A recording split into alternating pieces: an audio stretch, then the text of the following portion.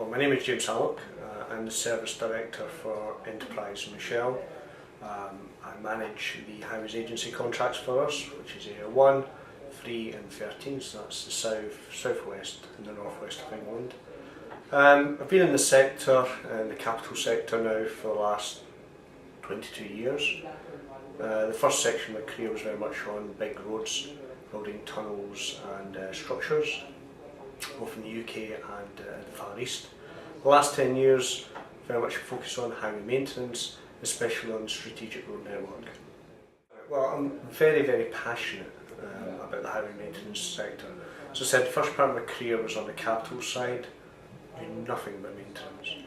And I do think back to the number of design decisions, things we did, which have had quite a significant impact on the costs of both maintaining and running the network. So I'm very passionate that we need to think about maintenance from the outset of everything we do on the road network. Why I'm passionate about coming into the conference is that desire to just share what each and every one of us do. No one's saying anyone's doing better or worse, but we're sharing our practices. And I do think all of us have our duty to shout about what we're doing, to try and get debate going about what is good, what is bad. And I genuinely believe that all providers get far more benefits and praise for being upfront what they're doing rather than trying to hide and trying to use that to a competitive advantage. If you look back over the last couple of years, we had the comprehensive spending review in the autumn of 2010. That presented significant challenges to the sector. The money which we had during the 2000s, things had changed quite dramatically.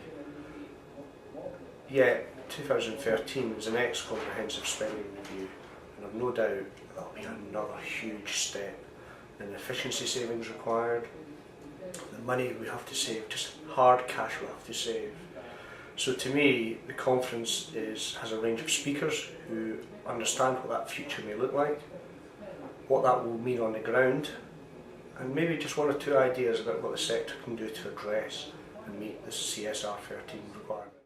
What I hope to demonstrate in my 20-minute chat is a mechanism for clients, contractors and supply chain to more consistently and methodically develop a lasting collaborative relationship. Not for the fun of it, not because actually working together makes a happy contract, it's to find 20+% real savings. Well, first of all, there's a great range of speakers from central government, the DFT level. These are the people who will be feeding into CSR 13. They'll be putting proposals on the table for the ministers to take to Treasury to try and push through. So having senior DFT people there is outstanding, it's fantastic because you get an early indication of the way things are going to go. You also got clients there. At the end of the day, we are here to serve our clients to deliver their outcomes, so there's an opportunity to network and also hear from them through some of the presentations where they're going, what's on their agenda. And of course, there's an opportunity to meet a number of our colleagues across the companies. I wouldn't go as far to say my own presentations I must see, but I'll try my best. CSR 13 is going to force providers and clients to either proactively change or be forced to change. The question is, do they want to shape their own future? And for clients, that could mean very much they're going to be left with a network they can no longer maintain and they end up doing effectively emergency and rush jobs, which is poor value for money. They'll get a lot less for whatever money they have left. For us, the providers, very easy. If we don't change, we're out of business. So the sharp reality is change is upon us. The question is, do you want to grasp it or be left behind? Well, the first point really to make is the industry has really moved on. Since my 10 years within a senior role within the maintenance sector, organisations like Adept, HTMA have produced excellent support networks, publications to help clients and providers recognise the best procurement choices to make. In recent times we have HMEP, the efficiency programme, and that has, I think, particularly brought together well the private sector and the public sector to openly address the challenges and opportunities that the future holds for us.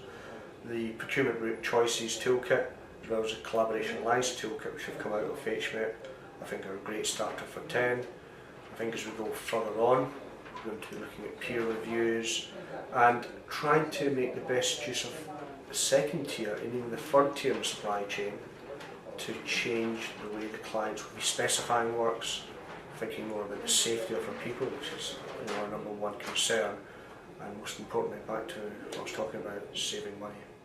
Around culture and behaviours, they are the hardest to change, and yet they're the ones that are most critical if we are going to get a collaborative working relationship to achieve these big savings we've got to do. And it isn't between necessarily the client and that top tier supplier, it's the client and the complete supply chain that sits underneath it.